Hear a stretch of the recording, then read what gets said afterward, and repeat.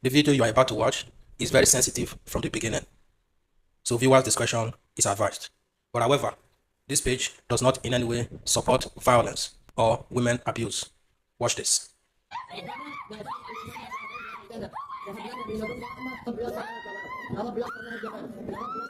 People will start labeling you Islamophobic or anti-Arab. If you say anything critical whatsoever of any country in the Middle East aside from Israel, you're considered an Islamophobe. It's really not in vogue to speak critically. Arab culture is a culture that's based on pride and shame. So you should always be proud of your heritage, and it's a shame on you if you criticize it. So self-criticism is not one of the values that we learn as we grow up in the Middle East. It's criticize the other, criticize Israel, criticize the Jews, criticize the Christians. I understand why they view me like that, but I see a lot of beauty in Middle Eastern culture. But at the same time, I see the horrendous oppression of other religions and other, people who are different.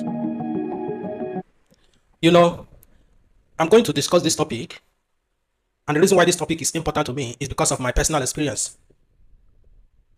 When you get into Qatar, Doha precisely, in your first entry, if you are a black person or a colored person and you are sensitive, you can immediately read the room. You can immediately read the country, beginning from the airport. Now, in my own experience, when I get into Doha and I looked around from the airport, every job, how do I put it? Every lower jobs are done by black or colored people. From the janitors to the security, then when you get out of the airport, from the taxi drivers to the street cleaners, and when you get into your hotel, from the security outside to the cleaners in the hotel, the room services, every of these lower jobs are done by colored people or black people. But then, I asked one of them, I said, where are you from? He looks a bit of India, so I believe he was from India. That was my thought. So I asked him, where are you from? And he said, he's from Qatar.